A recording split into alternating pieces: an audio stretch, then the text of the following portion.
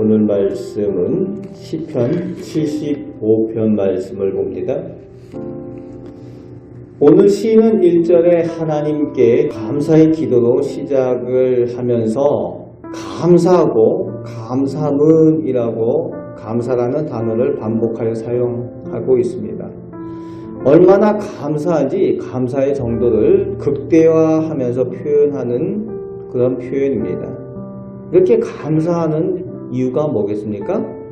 간절한 기도의 제목 또는 마음의 소원이 간절하게 있었을 때, 기다리고 기다렸던 그 기다림이 있을 때에 그때의 은혜가 주어지고 또 응답이 있게 될 때에 그 더욱 감사가 크게 느껴지는 거죠. 기다리고 기다렸다는 거예요. 하나님께서 은혜 베푸시고 응답하여 주시기를 간절히 소원했다는 겁니다. 그래서 시인은 감사하고 감사함이라고 표현을 하고 있습니다. 오늘 우리가 기도할 때에 이런 간절함이 있고 기다림이 있을 때에 하나님께서 주시는 그 은혜가 더욱 감사함으로 그렇게 여겨지게 되는 겁니다. 그럴 때 소중하고 더 큰 감사로 하나님께 영광 돌리게 되는 줄 믿습니다. 그런 은혜가 있으시길 바랍니다. 그 감사의 이유가 주의 이름이 가깝다라고 표현하고 있습니다. 그리고 기이한 일, 즉 기적, 그것의 소식들이 전해지고 있다는 겁니다. 이것은 주님의 때가 이르렀다는 거지요. 주님의 임하심이 가까웠다는 겁니다.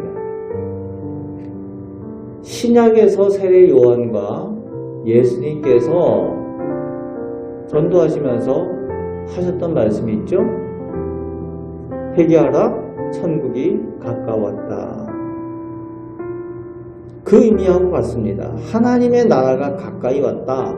혹은 하나님의 나라가 임하여서 너희와 가까이 있다라는 의미가 가까웠다, 가까이 있다 이런 의미입니다. 가까이 다가왔다는 임박한 의미도 있지만 이미 하나님 나라가 임재해서 너희 가까이 있다 이런 의미로도 쓰여집니다. 두 가지 의미가 동시에 있습니다. 하나님 나라가 가까이 왔다. 환난 중에 하나님의 이름이 멀리 있는 것처럼 그렇게 느껴졌었는데 이제 하나님의 이름이 가까이 있는 것처럼 여겨집니다. 하나님의 때가 가까이 왔다는 거죠. 하나님의 구원의 때, 하나님의 심판의 때가 임하는 것을 깨닫게 되는데 사람들이 전하는 기적의 소식들, 그 기이한 일들에 대한 소식들을 듣고 알게 되어졌다는 거죠. 하나님의 나라가 가까이 왔다라고 했을 때에 예수님께서 기적의 일들을 이루시고 또 많은 사람들이 그 기적을 체험하고 사람들에게 가서 전하게 되는 거죠.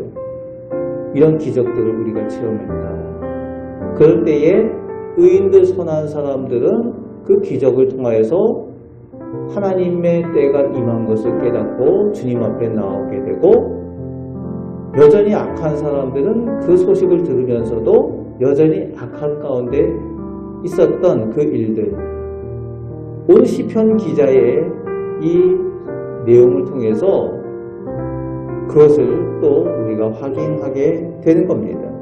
하나님의 심판의 때 의인에게는 구원의 때가 임하였다. 그래서 감사하고 감사한다 라고 고백을 합니다. 그러면서 2절에서 5절까지 하나님께서 직접 말씀하시는 내용이 나오고 있는데 하나님의 약속하신 때, 기약의 때가 이르면은 온 땅을 하나님께서 심판하신다는 겁니다. 4절, 5절에 오만한 사람, 악인들, 교만한 사람들을 특별히 심판하신다고 말씀하십니다. 뿔을 들지 말라고 했는데 악한 사람들, 오만한 사람들이 뿔을 들었다. 그 뿔은 권세, 자신들의 영광을 나타내는 것, 이런 것들을 뿔이라고 성경은 의미하고 있습니다. 하나님께서 기뻐하지 않는 그것들을 자신들의 영광을 위하여 또 자신들의 권세를 나타내고 그렇게 했다는 거죠. 그것을 하나님께서 꺾으신다는 거예요. 심판하신다는 겁니다. 그래서 6절에서 7절 누구를 높이고 누구를 낮추시는지, 즉 누가 정말 옳고 그르며 선하고 악한지 오직 심판하시는 재판장은 하나님이시다라고 시인은 또한 노래하며 고백을 하고 있습니다. 사람들이 하는 것이 아니라 하나님께서 하신다는 겁니다. 세상에서는 사람들이 득세하고 사람들이 높임을 받기도 하고 사람들이 영원히 잘 사는 것 같고 영광받는 것 같고 그렇게 좋아 보일지라도 하나님의 때, 심판의 때가 이르는 그 자리에서는 하나님께서 진정 누가 승리하고 누가 멸망당할지를 하나님께서 그것을 보여주신다는 겁니다. 누가 옳은지 누가 그른지, 누가 정말 의인인지 누가 악인인지 하나님께서 심판하시는 것을 보게 될 것이라는 고백을 노래하고 있습니다. 8절 말씀에 특이한 표현이 나오고 있습니다. 하나님의 손에 술이 든 잔이 있다라는 표현이 나오고 있어요. 이 시대에 이 술이 든 잔 얘기할 때 이 술은 기본적으로 포도를 발효해서 만드는 그런 포도주를 의미하죠. 잔치 때 쓰는 포도주입니다. 우리가 생각하는 그런 술의 의미하고 좀 다르죠. 잔치를 위해서 이 당시 이 시대의 이 지역에서 음료와 같은 것을 의미합니다. 그런데 포도를 발효해서 만든 이 술에 섞여진 것들이 많다는 거예요. 불순물이 섞여 있다는 거죠. 불순물이 섞여 있으면 어떻게 됩니까?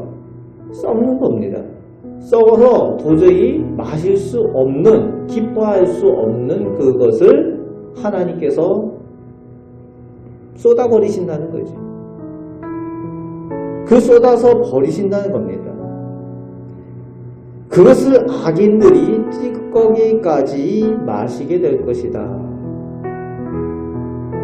즉 하나님께서 버리시는 저주를 찌꺼기까지 남김없이 악인들이 당하게 될 것이다. 철저한 징계와 심판을 의미하는 시적인 표현을 시인은 쓰고 있습니다. 그렇게 하나님께서 의인과 악인을 심판하시는 재판장으로 그렇게 철저하게 악인들에게 하나님의 저주와 그 심판을 행하실 것이다. 하지만 9절 말씀에 시인은 하나님의 약속된 백성으로 야곱의 자손으로서 하나님의 영광을 선포하고 찬양하겠다고, 의인으로서 하나님의 영광과 권세에 동참하겠다라고 마무리하고 있습니다.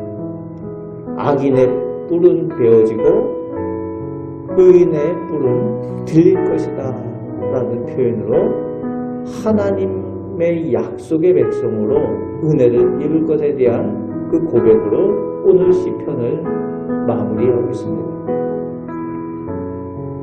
오늘도 우리 하나님께서 오직 우리의 살아계신 하나님이 되셔서 우리를 의롭게 판단하시고 복과 은혜를 주시는 하나님이신 줄 믿고 의지하시길 바랍니다.